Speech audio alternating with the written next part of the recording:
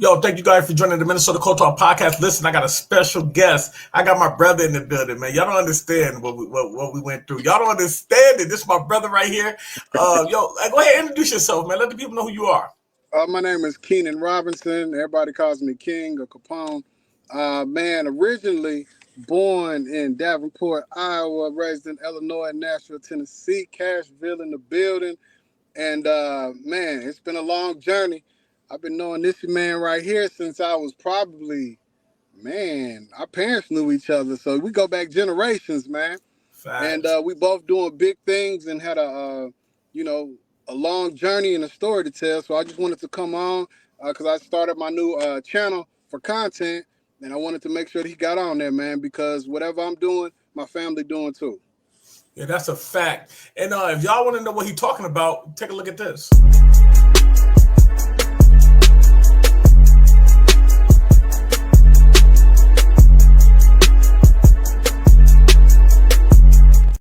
Now listen, let's talk about it because we come from the town. Y'all don't understand. Listen, Right. to be creative like this, to come up with your own ideas like this, to learn how to create stories, man. When did you find a passion for films? Man, to be honest with you, um, I always had a love for writing. And I read a lot of books, you know, because mentally it help you escape from the bad situations that you in real life. So one night I had a dream. Matter of fact, I was at Statia's house, who went to North with me in Davenport, also Glasgow, one of the twins. And I had a dream, and I feel like God said, "Hey, make your life into a film." And Mm. boom, I went from there like, man, I don't know how to do that. You know what I'm saying? But I was obedient. And I started, you know, looked at a Walter Dean Myers script called Monster. And I mimicked how he did that. And I had written a book about my life called Nothing Without God. And I just copied it from there, made it into a script, and started talking to other people. Found these guys from Venezuela that were here that went to film school. And they was like, yeah, we'll make that film. I was like, shit, all right. And we started doing it, man, and everything fell together like it was supposed to, man. I had my whole neighborhood got involved in it. Tennessee State University, or where I went to college, got involved in it. You know, Sweat's Barbecue, which is a local black-owned business down here. Just everybody just came together and just made it happen, man. It got 2.5 million views on YouTube. Been in Walmart. You know, I got a distribution deal from it, and it just blew up. And I've made 7 movies since, man. So you know, just being obedient to what I feel like God told me to do works. Hey, yo, that's dope, man. People don't understand where we come from. It's an island for real. And if Yeah. you guys not familiar with the Quad Cities, it's an island between Iowa and Illinois. The only thing that separates the two is a bridge, It's a and it was bridge. straight Indian territory. It was a great war there in the 1800s. It was a big old war that went on there, and a lot of people don't know the history of Iowa and Rock Island and Moline and Bendorf and things like that. But Right. coming from where we coming from, like you know, we used to watch TV together, man. We used to dream together to the point where like we didn't want to be where we was at. You know what I Right. mean? So let's go back. Let's go back in time. Let's talk about how did mental health play a role of your thinking of like, you know what, to escape this, I should start writing, creating my own stories. Like how much as a child did mental health play a role to get you where you at right now?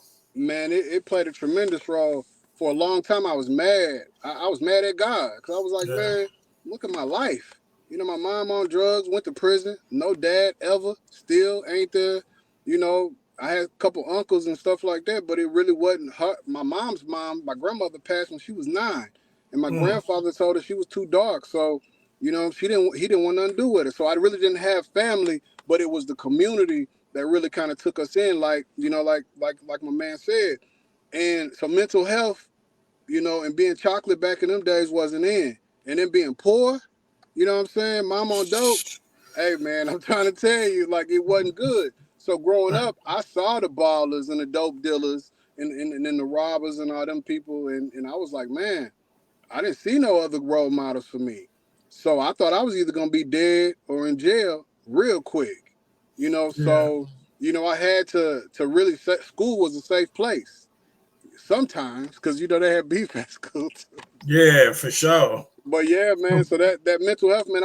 I started going to therapy probably about 8 years ago, and I've been off and on since then. But it was a lot childhood shit. You know what I'm saying? Like not Yeah. feeling that love and not feeling that. that connection with people, you know? Yeah, and you know what? That's dope that you talk about that. We focus a lot on mental health here at Minnesota Cold Talk Podcast, right? Because you know, I went through what you went through too. We were the outcast kids. We were the bad kids. You know what I mean? Yeah, And yeah, the crazy that we don't have the same blood in our family, but you can't tell us we're not family. You know what I mean? I don't care how long we've been away from each other. And right. you know, that's crazy. I feel the same way you feel, man. And a lot of men, we avoid like therapy and things like that. So how helpful was that to you going to like seeing somebody and talking? How important was that to you?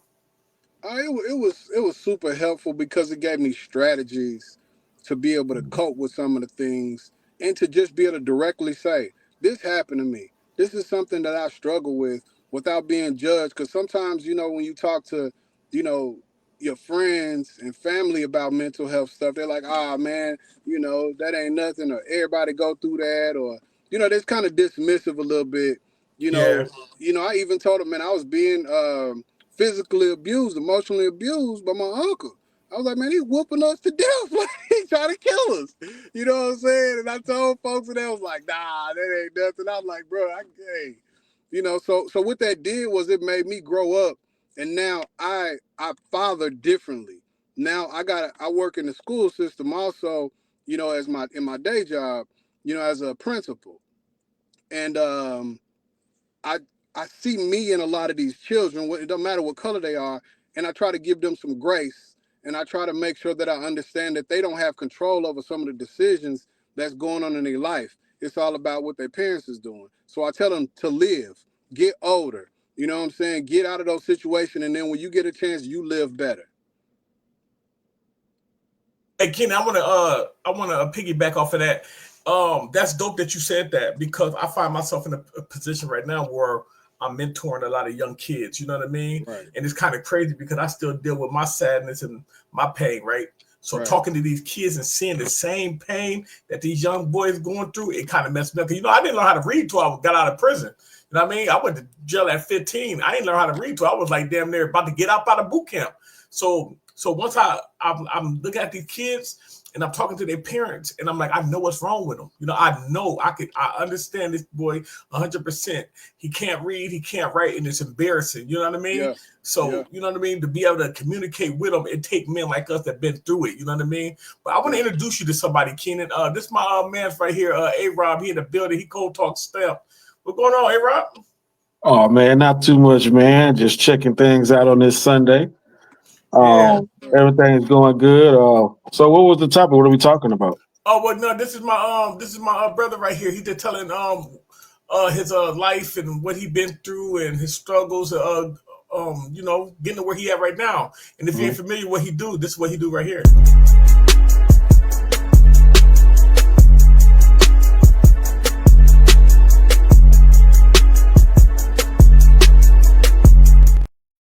And for the people that's watching, oh yeah. Listen, this man is serious right now. If y'all don't know what I'm talking about, take a look at this right here.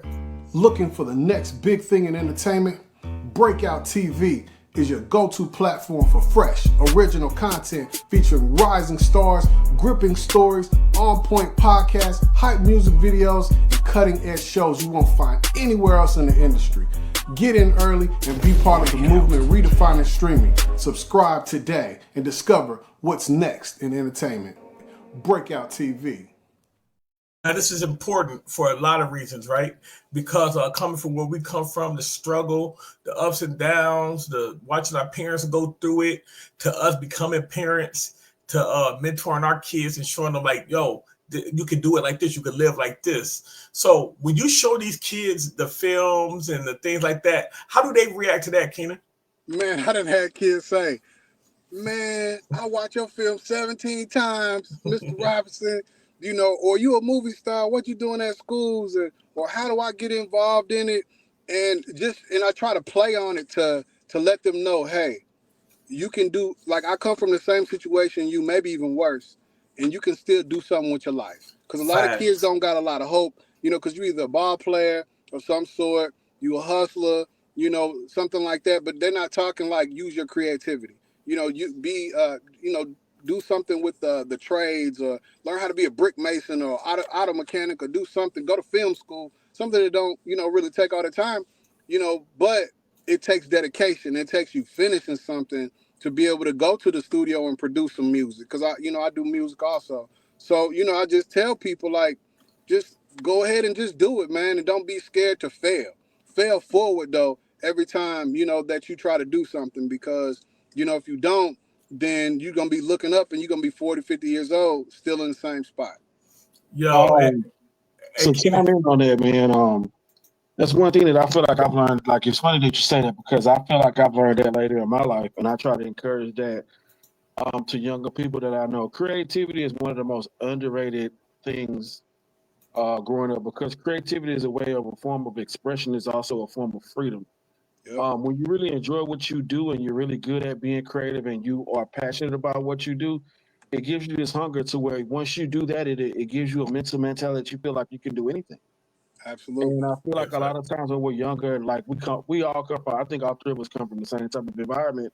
That's something that's not really taught. And then creativity is looked at as something being weird or being different. And a lot of times your peers don't believe. And the thing is, what you learn when you get older, a lot of people don't believe because it's not their vision.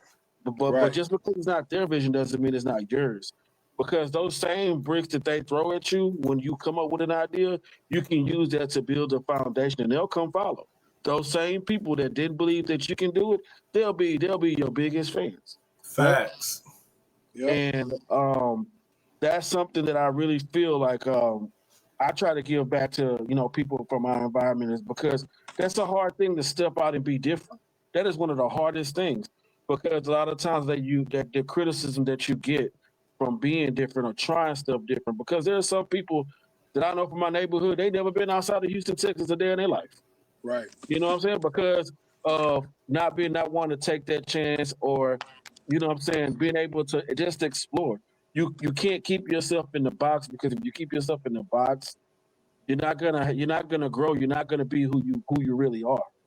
And a lot of times I feel like growing up, you be what other people want you to be. And the thing is, we have to try to get them out of that culture.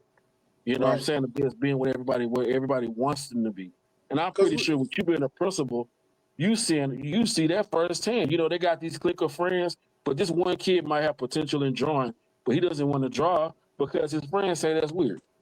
Right. And we need a generation of thinkers and doers. Not people that just pontificate, not people that just, everybody wants to be a rapper, and that's cool because I rap too. But you got to add on to that. Do more. Be a writer also. Be a person that produces, be a creator of something, because we got so many consumers, especially in our community, where the dollar only circulates for what, 8 minutes? In these other communities, they circulate for days. And we need some of that money to stay here. So we got to start creating things, like this podcast, like a breakout TV channel where I'm collecting content and putting it out there, because, I want us to be seen. I want our culture to be on the forefront, because we control everything out here. We just don't use our power the right way. Yeah, that's a fact, man. Hey, listen, check this out. Let's talk about because we talked about the childhood, the trauma, some of the things we went through. You know what's so crazy? The trauma gets so bad. I remember when we first started talking, I asked you, I said, hey man, where's so and so at? Because I couldn't wait to become a man before I could go see him again. You know what I mean? Yeah. But so getting to where you at right now, I know you had to forget about all that and create new. When did the writing process start? To be like, you know what, I'm about to start telling stories. I'm about to start, creating my own movies and things like that. When did that first hit you? Man, I had actually started because I got kicked out of all the public schools in high school for possession of a weapon, gang-related activity, because people was bothering me because I was new down here. And while I was in alternative school, I started writing about my life because I didn't have any other therapy, so I just started writing it down. And I remembered that, several years later, probably 10, 15 years later, and I was like, man, I remember I started writing that. And I always had written like poetry, especially like to girls, the girl I liked or something, I'm writing some, things like that. But it really caught up when I had that dream, and it said to go ahead and make your life into a film, and it'll help people. And just that creative right now, man, I write so much that it just really gives me an outlet to be able to be free. because you know a lot of times you can't really say what you want to say. You can't do what you want to do. We're in boxes a lot of times, you know, in life. But when you're writing something down, writing a book, you can, you know, create it in somebody else's name, or you can just publish it as poetry or as a rap song or whatever you want to do, or put it in a story. And somebody can't judge you or use that against you because you just created some art and you just push it Facts. on out there. Hey, So it's you like know, a judgment-free zone for me. facts. Hey, you know what's so crazy? That's how I know that we so close together. You know, we grew up like brothers, man. You know what I mean? Right. We was close too, me and you. The way I learned how to get rid of some of my issues, right? After my son passed, was learning how to write and just learning how to tell my story, because I was like, damn, I really don't want to go tell nobody how I feel. I really don't want to go to no like therapist or nothing like that. So what I did was I learned how to take my emotions and turn them into characters, right? Yeah. And so when I did that, I started creating like, you know, okay, this character right here, he gonna run into this type of emotion and they're gonna clash, or if they're not, you know what I mean? And I learned how to, man, I snapped, bro, when I started doing that. Let's get to this right here. I want to ask you about this, right?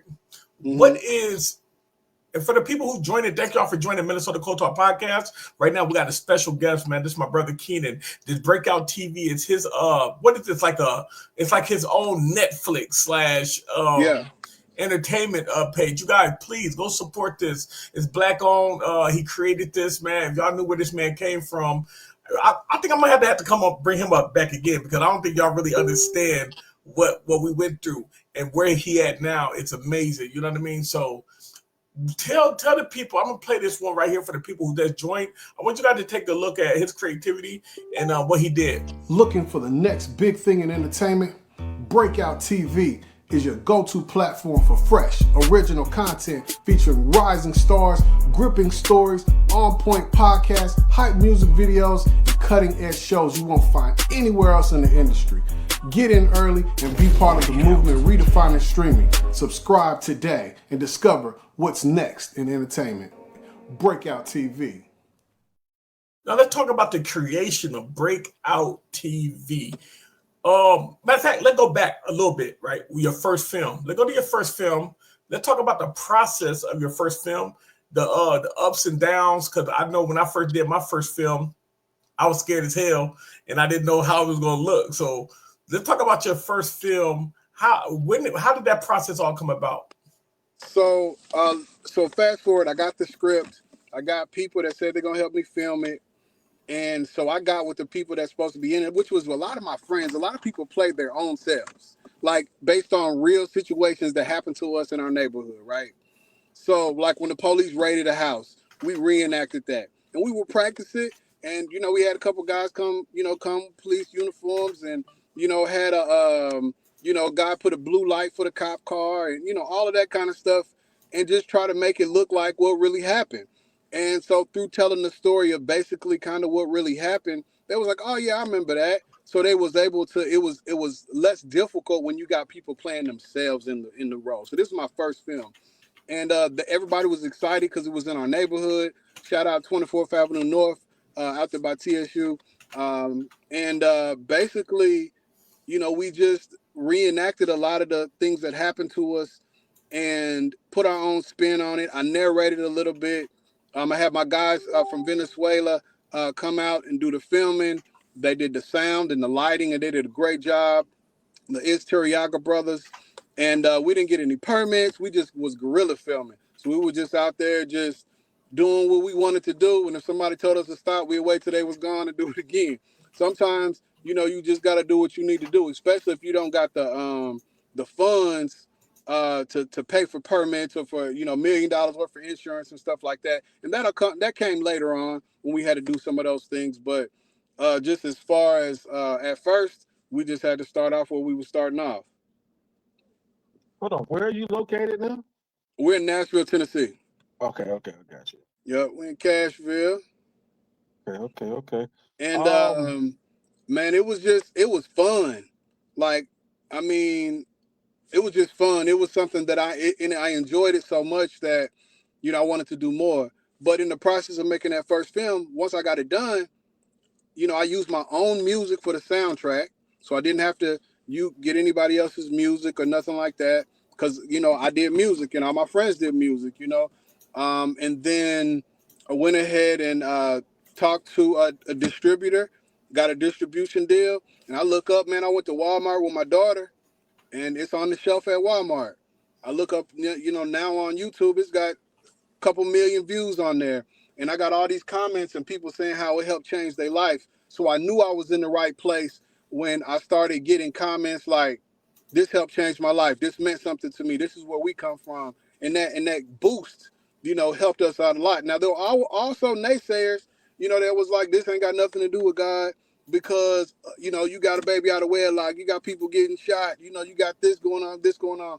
But I challenge those people to look in the Bible and see any stories of some great men where there wasn't some shooting. Well, not, I ain't gonna say shooting, but there was some killing.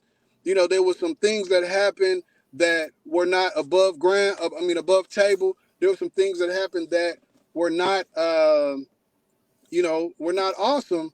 But at the same time, God still prevailed at the end. And I just want to make sure that everybody knows that, nothing without God, is a story of a young man's life that believes in God, and that he has helped get me from one level to the next level. Hey, I want to introduce Hope doing the most. Shout out to Emily. She in the building. Emily, you can come on up. Shout out, hey, Miss Floyd in the building. She said, "Yo, thank you guys for joining, man. This episode right here is really very, very, very important to me, and for all the people that want to be creative and learn how to write and film. My brother is explaining how he did this out of nothing. He didn't use no permits when he crazy. He didn't lose no permits or no nothing. So the people who don't understand, like, to film on like your neighborhood, you got to have permits. You got to have post up saying that, hey, we're filming in this area. If you don't want to be recorded, please step around. Yeah. I was trying to record. We was doing a film, and we were going to use the city bus, and we needed permits to ride to use the city bus for like 20 to 30 minutes, or I think it was maybe an hour for the bus. And COVID hit, we wasn't able to get permits, so that's the only thing that stopped me from filming. But I want to take people to your YouTube page too, and show people your YouTube. I'm looking at it now. Okay, a shout out to Hope doing the most. Hope, you in the building. Hope wanted to ask you a question, Ken. What's up, world? It's your girl, Hope doing the most. And I am sorry for my absence. I know y'all been missing me. But I have a couple questions. My first question was, when you sat down and you thought to yourself, this is my story, what did you think to yourself that people needed to hear your story? So the first thing that I did was I wrote a book, and it had all the details of all the stuff that happened. And I couldn't even read past the fifth page because it was so triggering to me, right?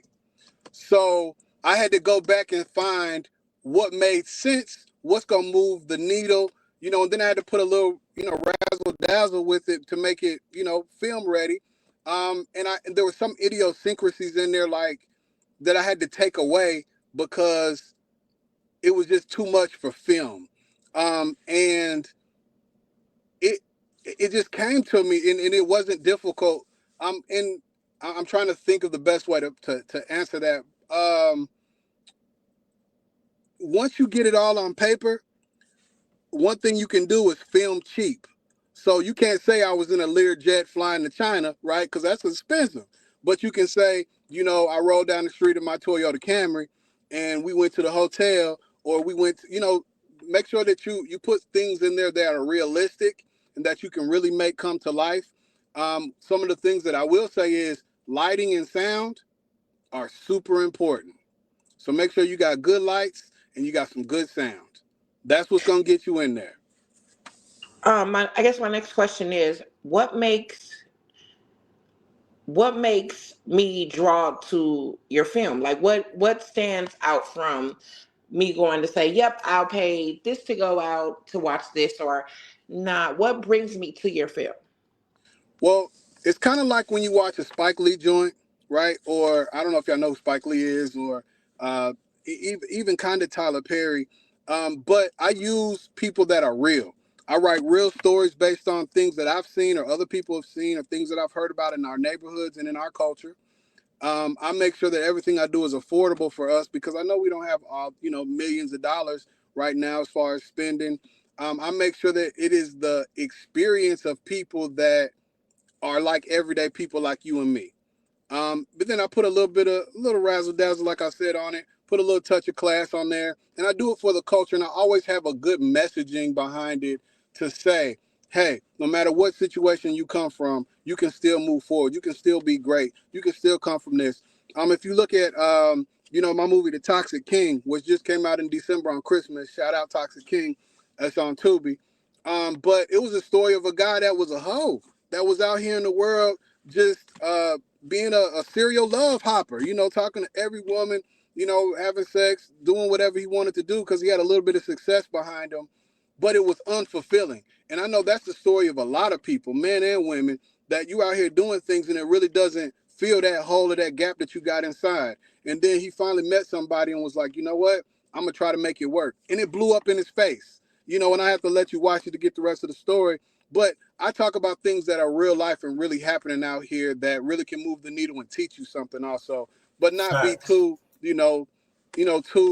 preachy or nothing like that, but just really tell you the truth about what's going on with life. And I keep God in my films also. We got some comments here for you too. Shout out to Sherry Ford. You know who that is. Yeah. Shout out to Mama. She said, so proud of you. It's been a long time since she's seen you. She said she's glad to see what you achieved. She said she's glad what you achieved in your life and keep up the amazing job. Thank you. Like Sherry Ford. Shout out to Dominique. Dominique said, came in late. What's your book name and your film name? The book name is Nothing Without God. It's on Amazon Prime. And the film name is Nothing Without God. Also, I got part 1 and 2, and it's also on YouTube. Got a couple million views. It's on Amazon Prime. All 7 of my movies are on Tubi. If you look up Keenan Robinson or look up Nothing Without God, it'll start pulling up my films. Right, and shout out to everybody that's in this live, man. We really appreciate you guys for joining. Could y'all do me one favor? You don't have to share send no money on or nothing like that. Can you please share the live? Please share this live, you guys. Send it out to people. I'm gonna come check this out. This is a motivational podcast, and for the people who don't know what we got going on right now, check this out.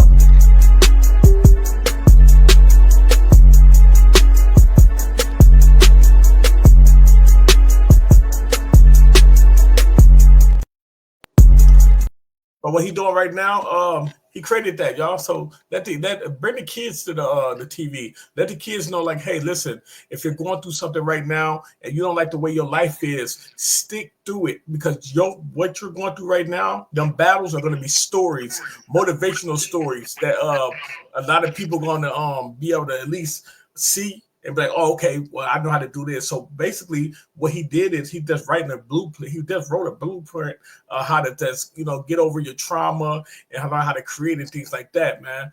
Hope, do you want to say anything else? Or you got another question, Mom? I do have one more question, and I know you said lighting and sound. What would you tell an up and coming producer, writer? What other than those 2 things that you already spoke upon, what would you tell them? And it's a 2 question, but you can break it down. What would you tell them? And did you gain a lot of friends, or you had to get rid of a lot of friends when you did the Nothing Without God?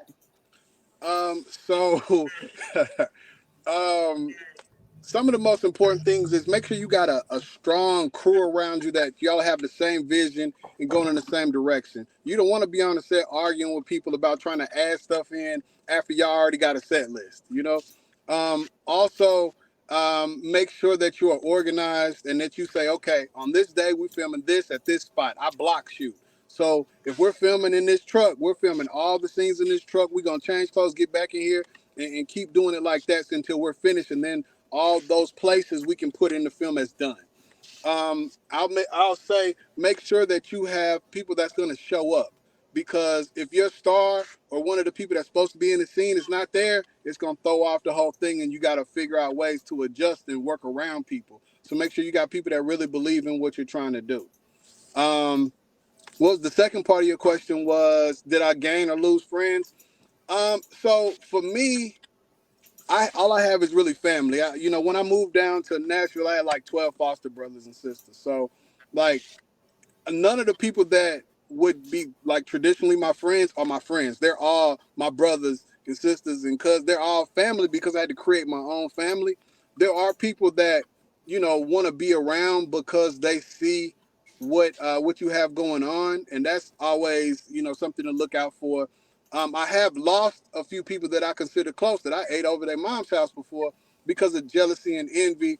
People try to sabotage what you're doing. I had one partner that said he was in the movie for 10 seconds, and then he called a distribution company telling me, I need my check because I was in the movie for 10 seconds because I see it in Walmart.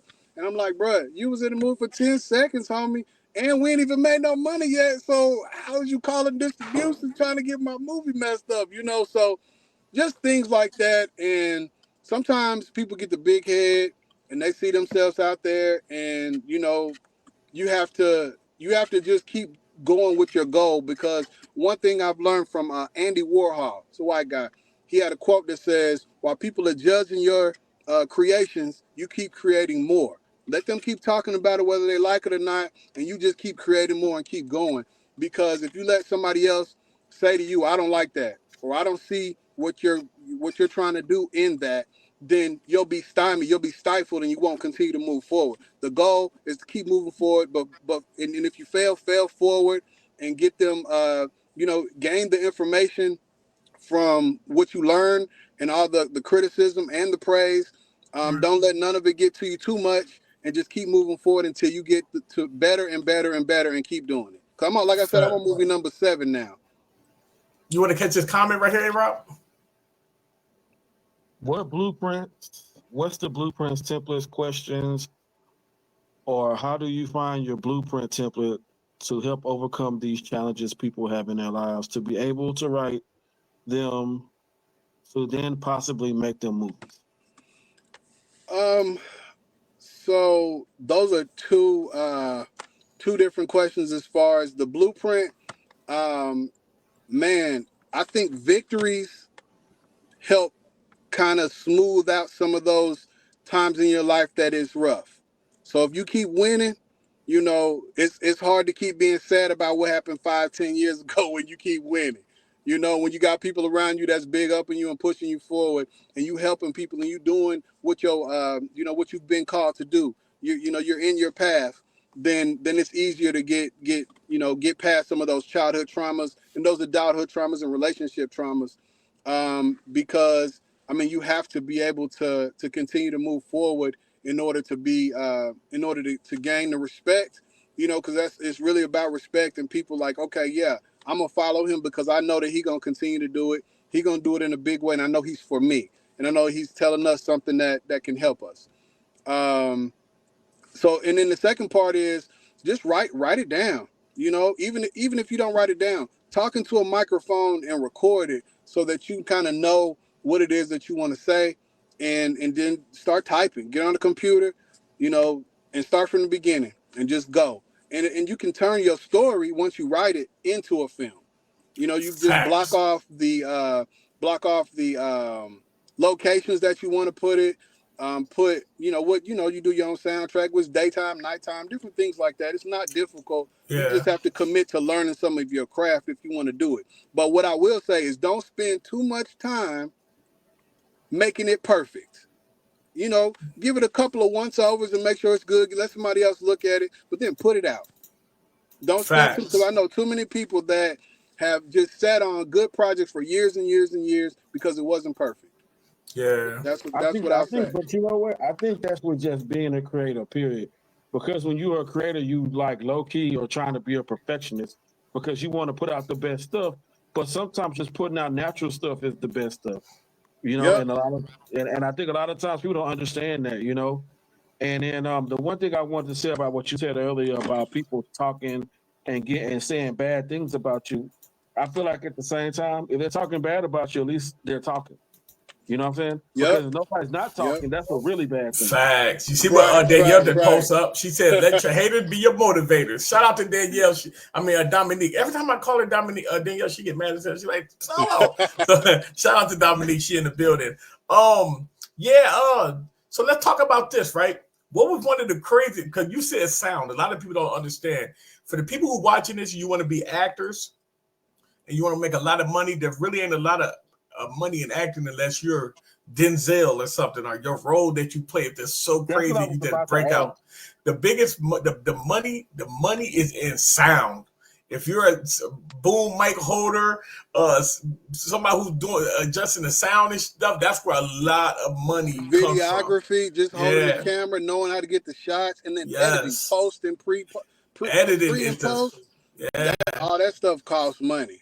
So all the kids out there, man, get your, if you want your kids to make some money, right? Give them some editing software and a camera and tell them to create something. That money is in editing. You can charge somebody almost $100, $90-something an hour for editing, man. Editing is crazy, man, for real. And I'm gonna tell you another secret, man. Just making sure that you are in the right place sometimes will get you on. Just be at the place.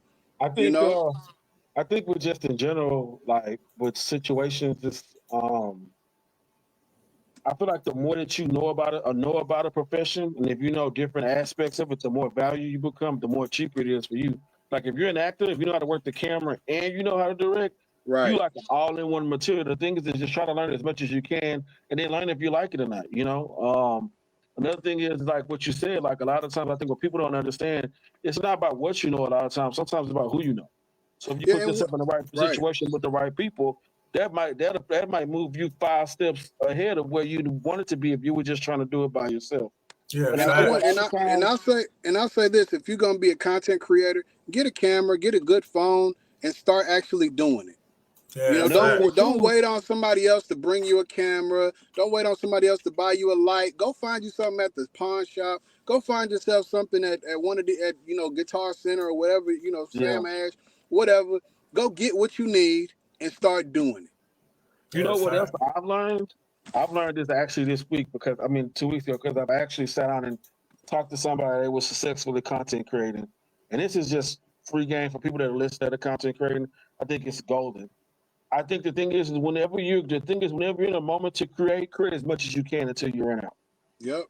The thing is, if you're gonna make a whole bunch of videos, change your clothes, make another video. Change your clothes, make another video. Because if you have so much stuff in the chamber, there's no such thing as having too much content. It's not. That's right. That's right. Because the thing is, too, you have to understand today, you might feel like you want to make a bunch of content. But then there's days you don't want to do anything, and you might not want to, but you have so much to fall back on. And I think a lot of times people think they just have to make stuff on Tuesday. I mean, make stuff for Tuesday on Tuesday. You can make stuff for Tuesday last Wednesday. And let me tell you this secret too, man. I don't film all year long, and I got 7 movies in like 10 years. I don't film all the time. Because what I don't want to do is get burnt out. Yeah, so I pace myself. I do it when I want to do it. I make my schedule do when I need to do it. I'm not gonna sit here and say, "Oh, I got to do this every day." I don't want to put a podcast out every day.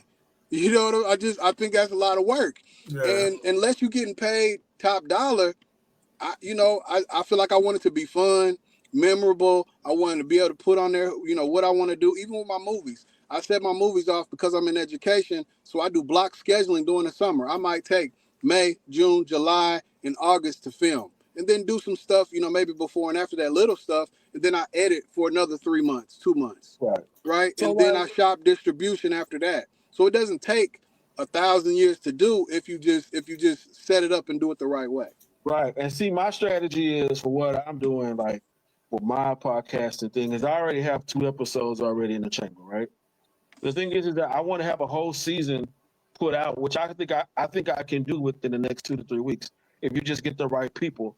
I feel like if you have the episodes out of the way, the thing is you can worry about marketing and putting the stuff out. It's so easy with social media to market yourself because there's so many platforms you can send yourself at one time. And then it's about who you know and what you know. Like if you know a person that has 5,000 followers and another person that got 6,000 followers, if they hit that one share button, that's 10,000 people that's going to look at it. Yep. Yeah. I tell you what, right? I want you guys to take in this information, man, please, because there's a lot of people who say they don't think they can do it or it's too hard. It's not really hard.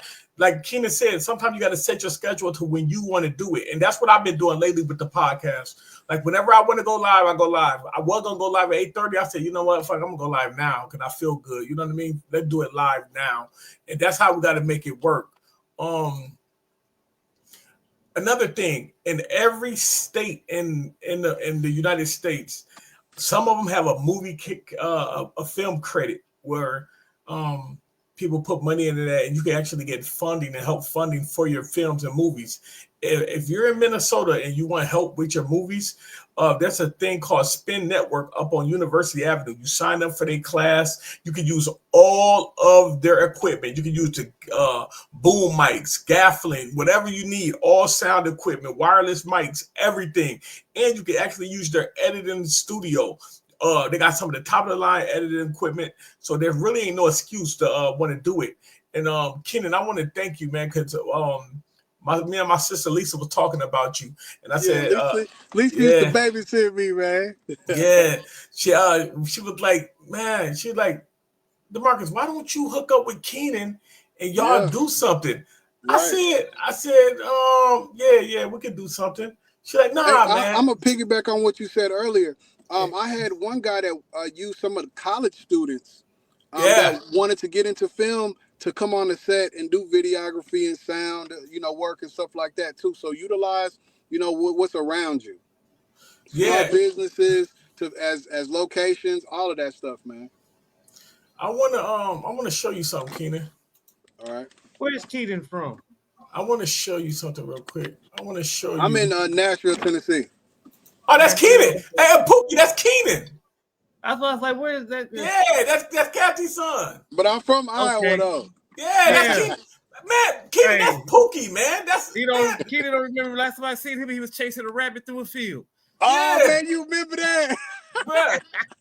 Hey, man, I tell people that story, they don't believe me, man. I used to be fastest kid in school, man. I caught that rabbit. I saw the damn rabbit. Hey, he don't remember you, Pook. Yeah, that's why I said, where Kenan from? He looks familiar. Hey, Kenan, you know, Pook ended up going to the Army. Okay.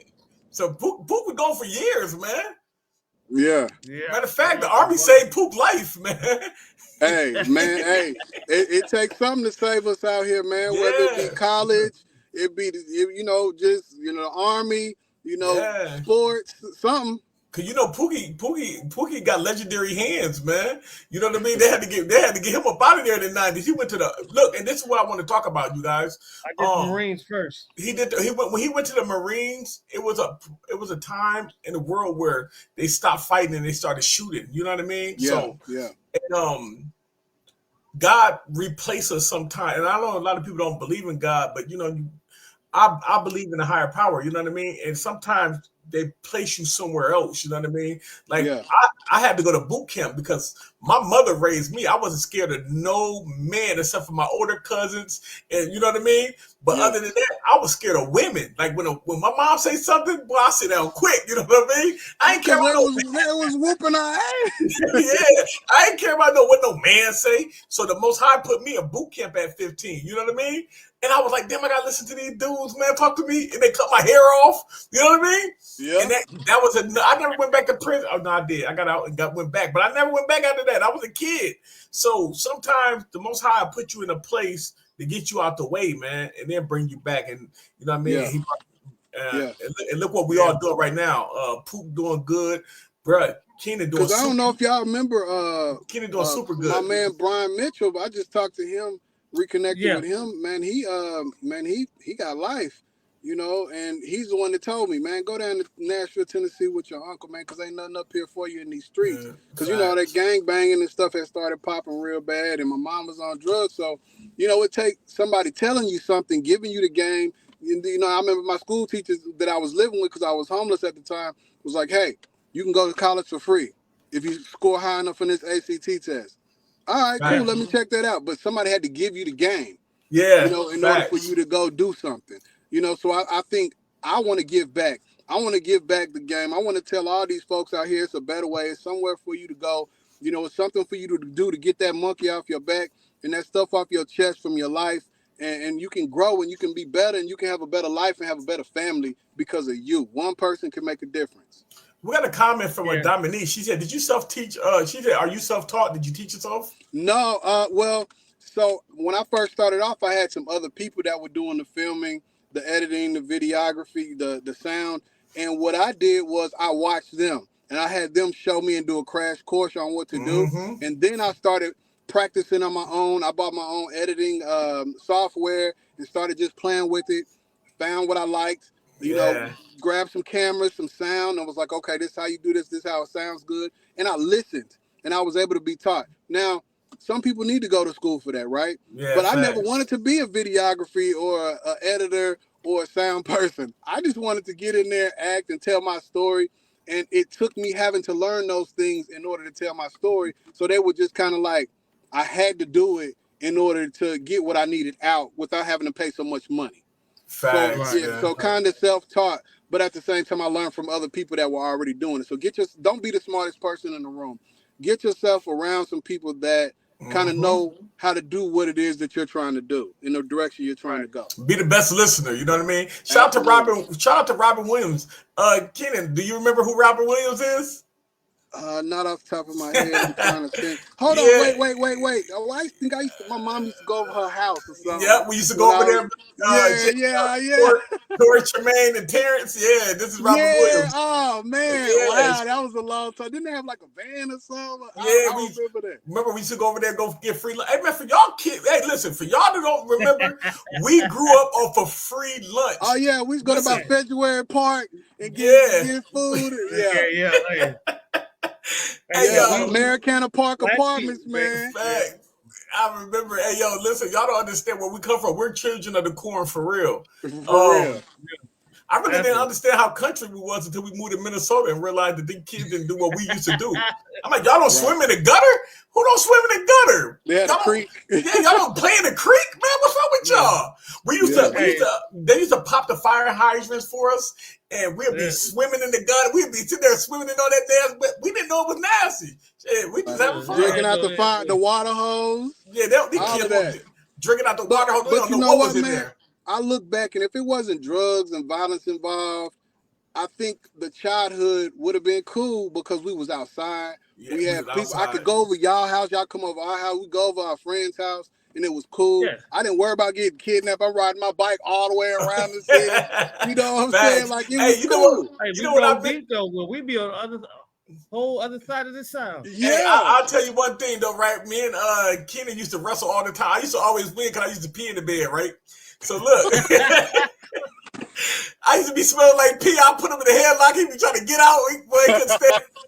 I used to think I was strong. I didn't know him because the pee scent was strong. Oh my goodness. That was my brother, man. Yo, listen, listen, I'm 42 years old right now, man. And listen, this man was a part of my life, man, for the first 8 years of my life, 9 years. I didn't see you, though, bro. I see you since. Man. We're gonna catch up. Hey, we're gonna catch up, Kenan. They don't understand our story, so we're gonna have to do part 2 of this, man. Absolutely, man. Hey, I want to show you something, though, Kenan. This is something that I did, man. I want you to check this out real quick, and this is for everybody too. Check this out. That boy got some big shoes. Hold on. Let me redo it and turn it up a little bit. You can do it your way. Now to know me, that's to know my past. This thing can go one or two ways. You can do it my way, or you can do it your way. From my experience in the past, individuals that do it their way, they end up right back where they came from. I don't want that. Knew the value of a dollar when he had some money saved, or was self-aware, seen the line for it crossed over. My parents got 2 sons, almost lost their older. The cold shoulders growing warm again. In most respects, grateful that I'm finally feeling like I know myself again. Like old friends reunited after time apart, or couples getting back together, many broken hearts. I wouldn't change a thing, but do the same different. It's been a beautiful disaster, still living. 48 Film Festival changed my life. We wrote, act, edited in 48 hours. We won. We was nominated for 6 awards and we won 5. I was mad that I didn't get Best Writer. But that me meeting the right people motivated me to write a film. Shout out to Dan. I met Dan, and Dan is the original writer of Lake Plastic. Y'all remember that movie with the alligator? With the alligator, yeah. Listen, that's what me and my brother Keenan was talking, and I was telling him, like, man, you gotta be careful, when we sharing these scripts, because he actually shared that script to somebody in California, and they made Lake Plastic. They made Lake Plastic out of his movie, bro. It made millions of dollars. So we gotta be real careful. Shout out to Dan, man. Dan showed me. Yeah, get your stuff copywritten, man. Oh yeah, Library of Congress, man. Yeah, for sure. When I first met Dan, he was telling me he was a movie. He wrote movies, and I was so excited. And I lied to him because he was like, "Have you ever wrote before?" I'm like, "Yeah, I wrote before." He's like, "Why don't you bring me something tomorrow and show me what you wrote?" I went crazy. I ran home. I wrote probably like 100-something pages that night, and I didn't know that each page was a minute, right? Yeah. So if somebody give you a script and you read one page, it's a minute. So I wrote, I had 100-something pages, and so when I sent it the next day, I'm like, I got it.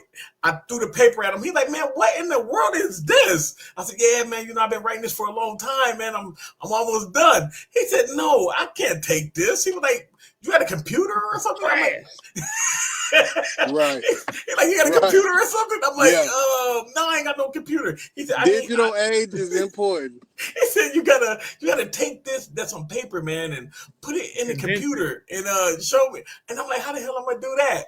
I went out, bought a computer the same day, went home, put it on the computer, and I gave it to him. He's like, yeah, I see you wrote, but you got to put it in a movie format. He gave me a book, and it taught me how to write a script. So shout out to Dan, man. I ended up meeting Craig Rice, who's an amazing man.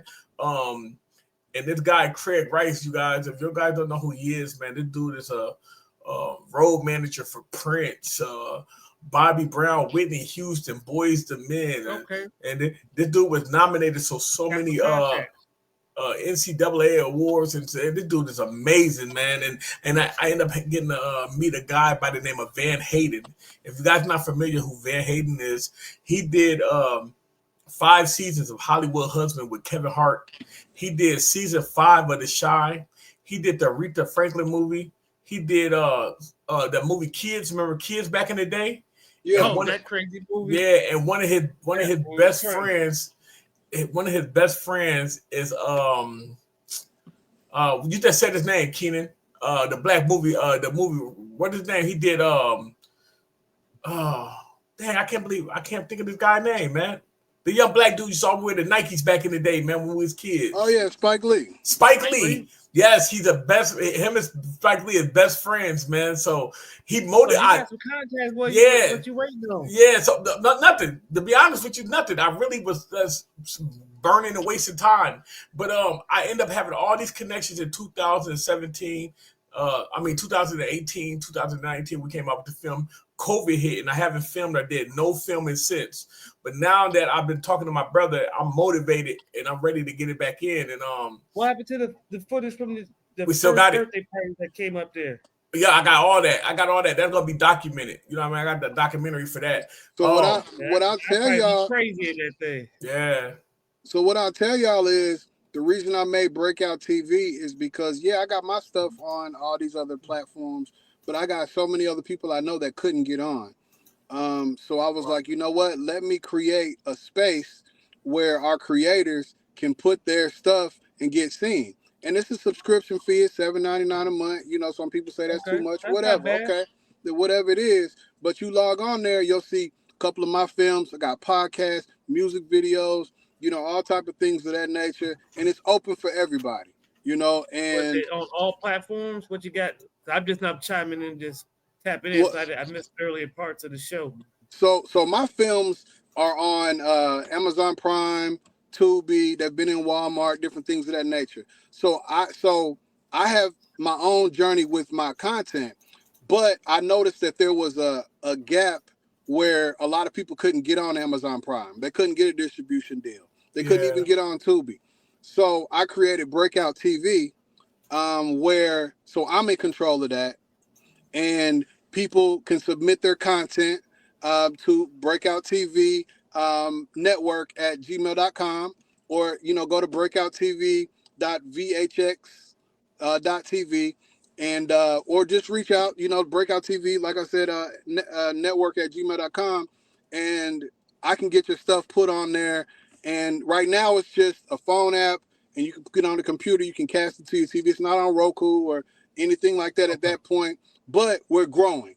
And I would rather you come now because we're starting off, and imagine if you got on Netflix before it was really big in Netflix. Right now you're on Breakout TV, and it's for content creators, it's for musicians, it's for people trying to start off and get somewhere outside of YouTube, because it takes 400,000 hours and all these other, things, metrics that you have to meet in order to get paid and to get on there. So, I really would like for you guys that are content creators to come on there, submit your stuff, and get seen somewhere outside of, just holding it to yourself, or your friends, come on, let's go, let's work, create stuff, put it on there, and let's go. Dominique said, thank you for sharing your story and knowledge. She said she appreciates your words. Absolutely. I want to further motivate our people. I want to show you guys some of these people, man, some of these great people who I got a chance to meet. And this is Van Hayden right here. Hopefully Keenan, we'll be able to work together, and I'll be able to introduce you to when we all get together. These are some of the movies he did. This is what motivated me right here. Kids, Respect, Hustle and Flow. I forgot he did Hustle and Flow. And the Whitney Houston film. He did way more. Look at all these films he did. You know what I mean? So we definitely have something to be proud of. I didn't even know he did high school. You know what I mean? So we got a lot of motivation. We got a lot of these great people, dear white people, Black Jesus. He did 10 episodes on Black Jesus? Yes, sir, man. That shit is hilarious, man. And I'm gonna tell you something, Keenan. Hey, thank you for motivating me again, bro, because after 2009, after COVID hit, bro, I was like, man, I ain't gonna film no more, bro. I ain't gonna be able to do it no more. I lost steam, you know what I mean? Yeah. But remembering that I got these people phone numbers, I'm gonna show you guys somebody else. This is another guy, man, that did it for me, who helped me out. I want everybody to check out Craig Rice. He is a very important person, not only for the Black community, but for all filmmakers.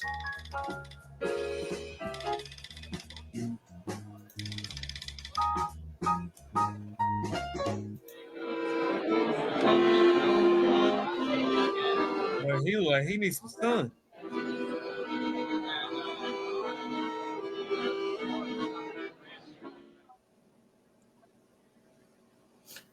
Craig Rice owns 14 movie theaters in Minnesota.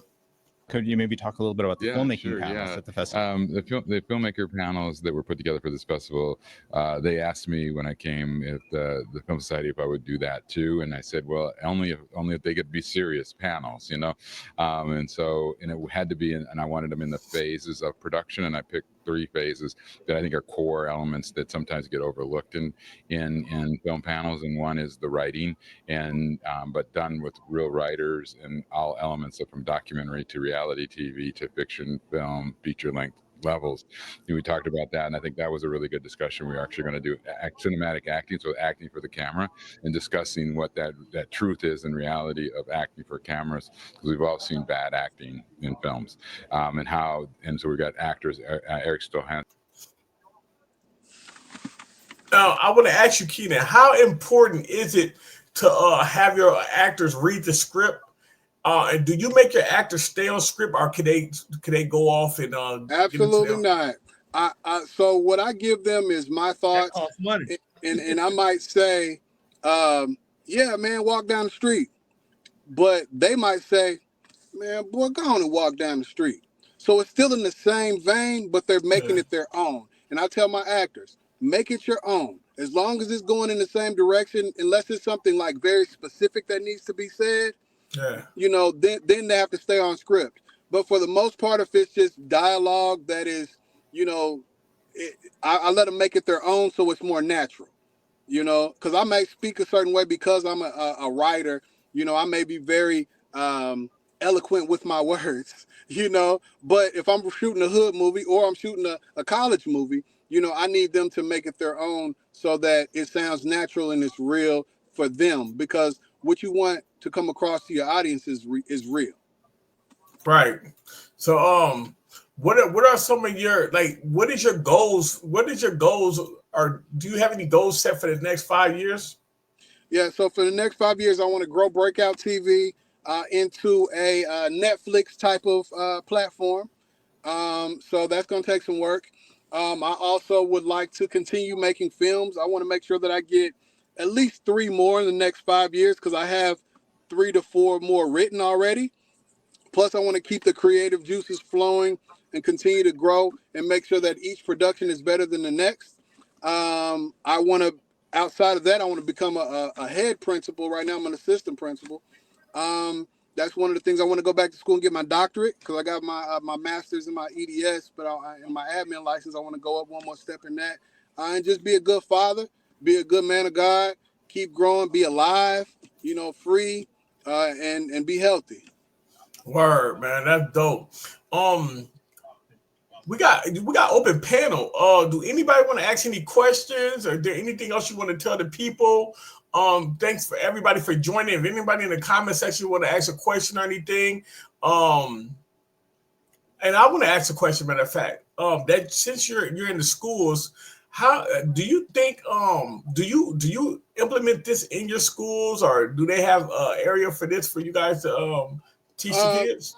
So I have taught kids how to record with the camera. I've taught them how to record music.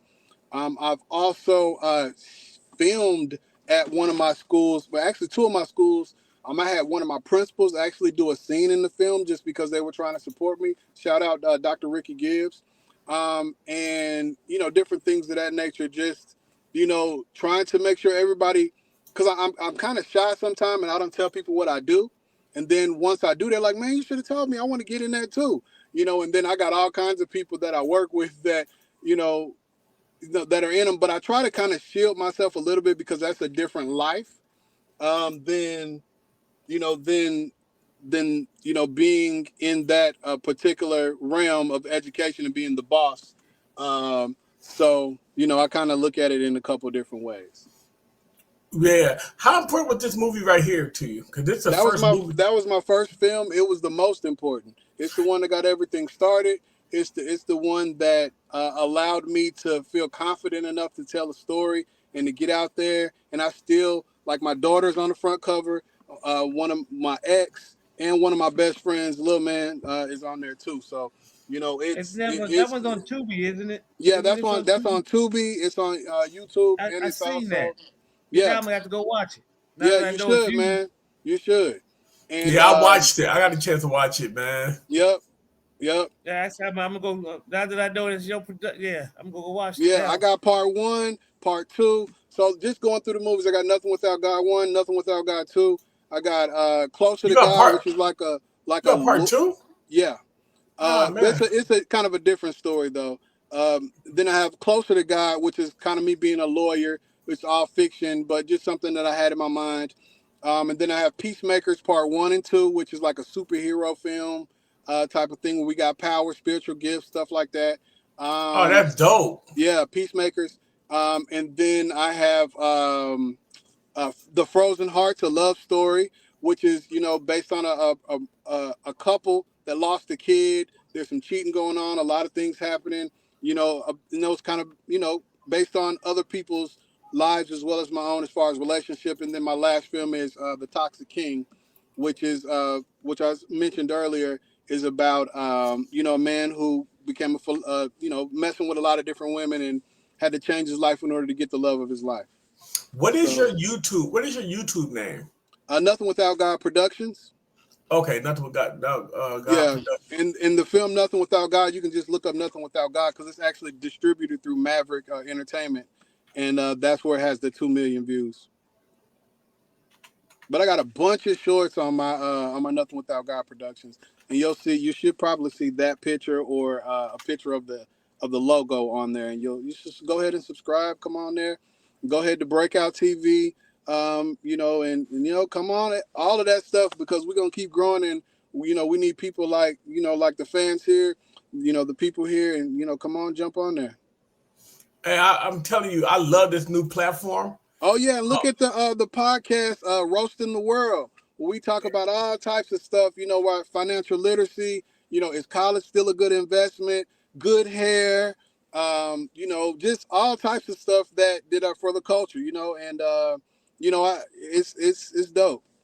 Yeah, I'm definitely gonna check it out. I got it on the screen right now. Everybody, so if you're watching this, please go support. Go sit back, go watch it. Go see what he got going on. The podcast look dope too. Yeah, and I gotta run back into this birthday party, man. Okay, but thanks for joining. We get ready to close up. We can close out. We've been on for an hour. I told you it was gonna be like that. Didn't I tell you that? Absolutely. And look, I was talking to Kenny. He was like, "How long you think it's gonna be?" I was like, "Well, we can do 30 minutes or whatever." I said, "But I guarantee you, we're gonna do an hour." Yeah. Well, thank you, brother. God bless you. You know what I'm saying? Shout out Nothing Without God Productions, Breakout TV. Man, and you know, let's work, man. Come on, and any content creators out there, let's go. Yeah. All right, I'm on you now. Good seeing you again, Keith, man. Good seeing you, brother. Looking for the next big thing in entertainment? Breakout TV is your go-to platform for fresh, original content featuring rising stars, gripping stories, on-point podcasts, hype music videos, and cutting-edge shows you won't find anywhere else in the industry. Get in early and be part of the movement redefining streaming. Subscribe today and discover what's next in entertainment. Breakout TV. But yeah.